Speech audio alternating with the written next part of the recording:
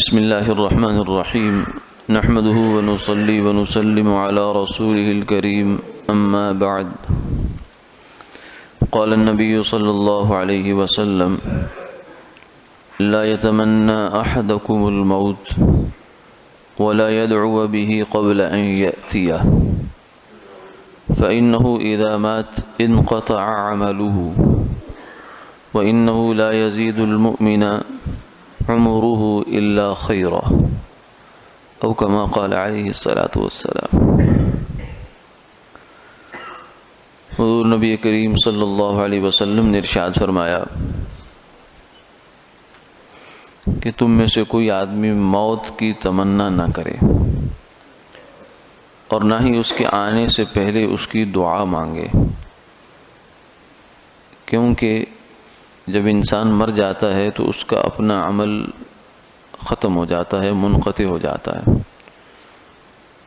اور مسلمان آدمی کے لیے اس کی عمر خیر ہی میں اضافہ کرتی ہے۔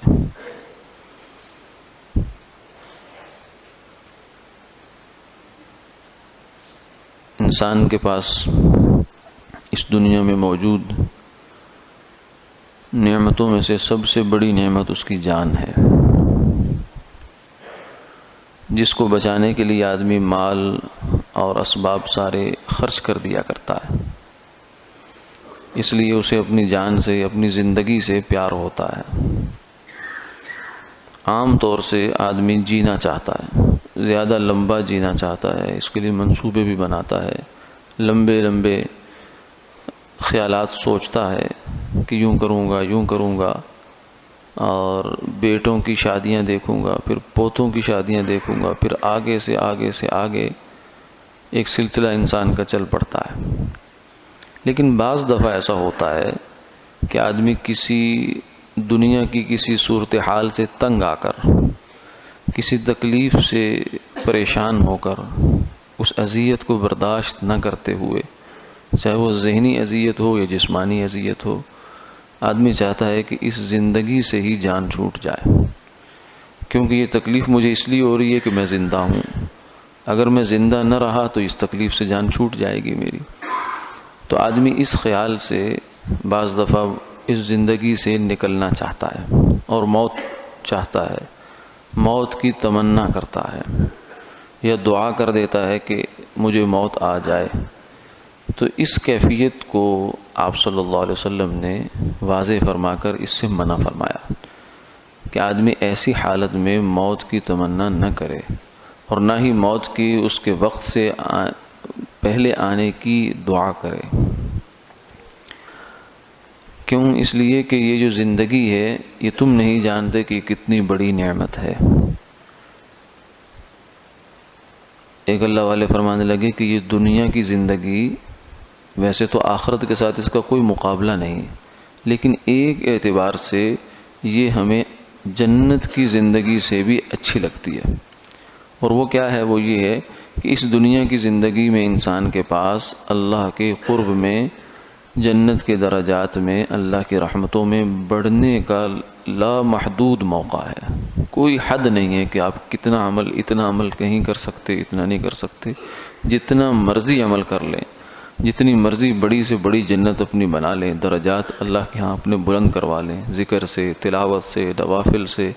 صدقات سے، نیکی کی بات کی تلقین سے، ہر نیک عمل کے ذریعے سے اللہ کے ہاں اپنا قرب انسان پاتا ہے اور بڑھتا رہتا ہے۔ تو اس لیے فرمایا کہ جب تم اس دنیا میں موجود ہو تو تمہاری زبان سے اللہ کا نام نکل رہا ہے، اللہ اللہ کر رہے ہو، الحمدللہ کر رہے ہو، نماز پڑھ رہے ہو، کسی کے ساتھ کوئی نیک عمل کر رہے ہو، نیکی کا کام کر رہے ہو، حتیٰ کہ راہ چلتے ہوئے کسی مسافر کو راستہ ہی بتا رہے ہو، تو یہ بھی تو ایک نیکی ہے۔ تو اس لیے جب تک زندگی موجود ہے نیکیوں کا یہ سلسلہ قائم ہے، جو ہی زندگی ختم ہوگی تو تمہارے اپنا عمل منقطع ہو گیا، اس کے بعد کوئی تمہیں پڑھ کر بخش دے تو اس کے ثواب دید ہے، آپ کا اپنا عمل باقی نہیں رہا۔ اور دوسری چیز یہ ہے کہ اگر تمہیں کوئی نیکی کرنے کا موقع نہیں بھی ملا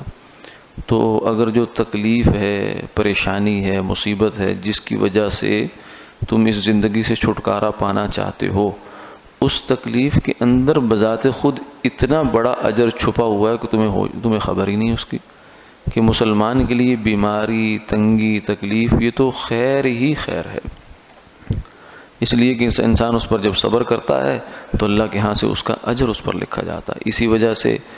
قیامت والے دن فرمایا کہ اصحاب عافیت، یعنی وہ لوگ جنہیں دنیا میں کوئی خاص تکلیف نہیں ہوئی،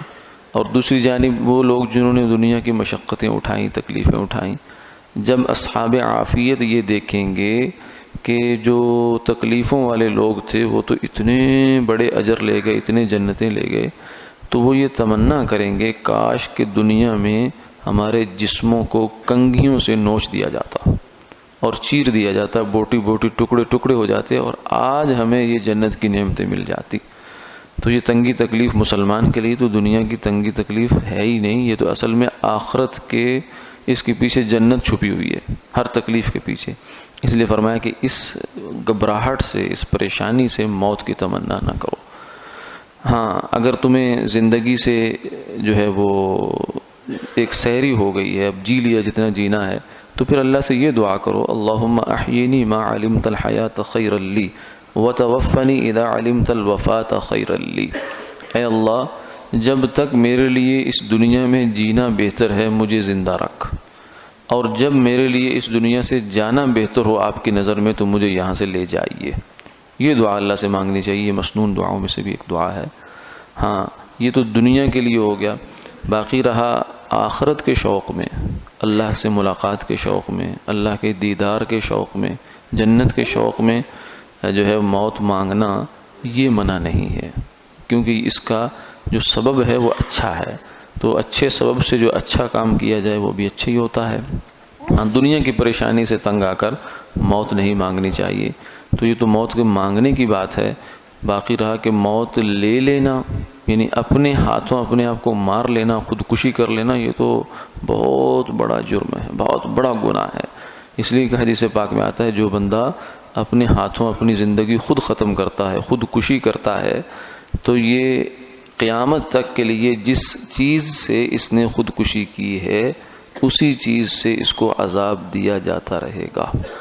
گویا کہ مرنے کی جو تکلیف ہے